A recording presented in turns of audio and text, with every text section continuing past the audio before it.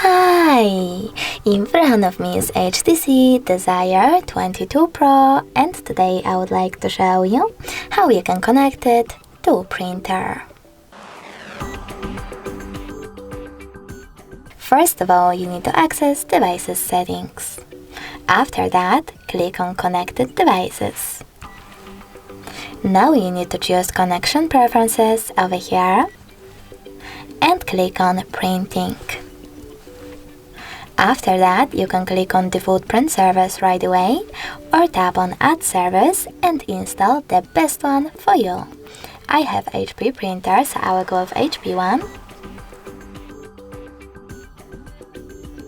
And when it's ready, select the back button twice.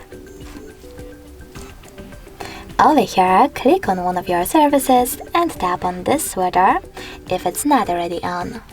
Your device is now looking for a printer. When it finds one, it will connect to it right away. Thanks so much for watching. If you enjoyed this video, leave a like, comment and subscribe. Bye!